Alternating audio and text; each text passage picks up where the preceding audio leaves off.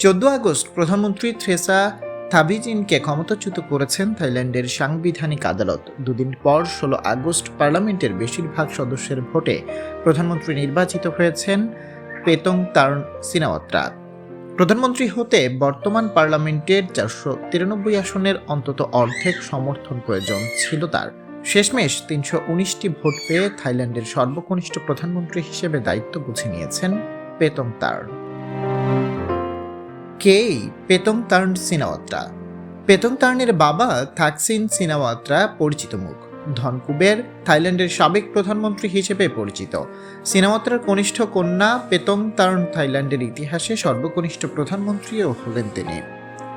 ফলে প্রধানমন্ত্রিত্ব বুঝে নেওয়া মাত্রই দেশ ও দেশের বাইরে তাকে নিয়ে চলছে তুমুল আলোচনা। 2001 থেকে 2006 সাল পর্যন্ত ক্ষমতায় ছিলেন থাকসিন সিনাওয়াত্রা। পেতংতার্নের ফুপু ইংলাক সিনাওয়াত্রাও 2011 সাল থেকে 2014 সাল পর্যন্ত দেশটির প্রধানমন্ত্রী ছিলেন। ইংলাক ছিলেন দেশটির ইতিহাসের প্রথম নারী সরকার প্রধান।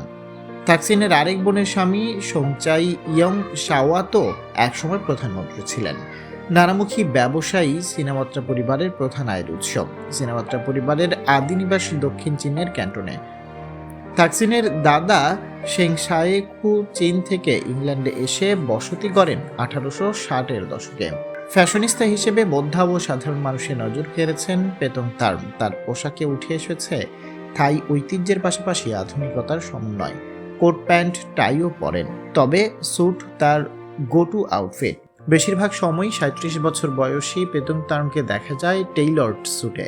পেতংতার্নের ওয়ারড্রপের একটা বড় অংশ জুড়ে আছে ক্লাসিক নেভি স্যুট। রোমাঞ্চকর প্যাটার্ন, ফ্রিল, আধুনিক নকশা ও বিন্যাস এসব স্যুটকে করেছে আরও সমকালীন। আধুনিক লেডি বস লুকের পোশাক ছাড়াও পেতংতার্নের পরনে দেখা গেছে ঐতিহ্যবাহী থাই পোশাক চুত থাই।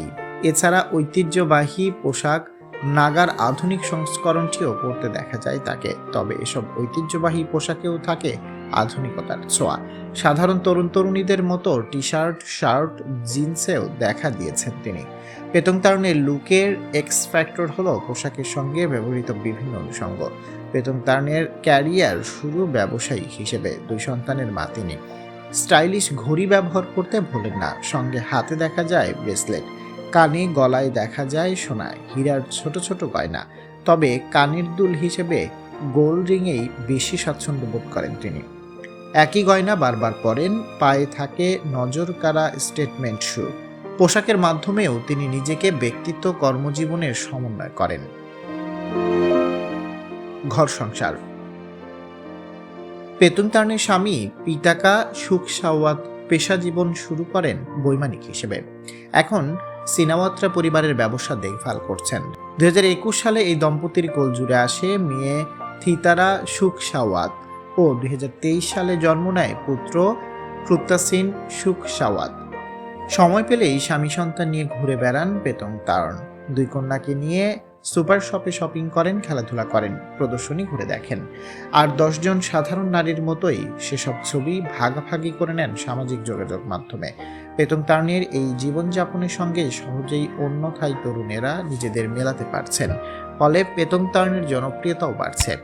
এছাড়া তার ফ্যাশন ও স্টাইলে থাই ঐতিহ্য এবং ফর্মাল লুকের যে সমন্বয়, তাও দেশে ও দেশের বাইরে বিভিন্ন শ্রেণীর মানুষের কাছে গ্রহণযোগ্যতা পেতে সাহায্য করছে। আপনি যদি এ পর্যন্ত আমাদের ভিডিওটি দেখে থাকেন তাহলে লাইক শেয়ার দিয়ে আমাদের সাথেই থাকুন।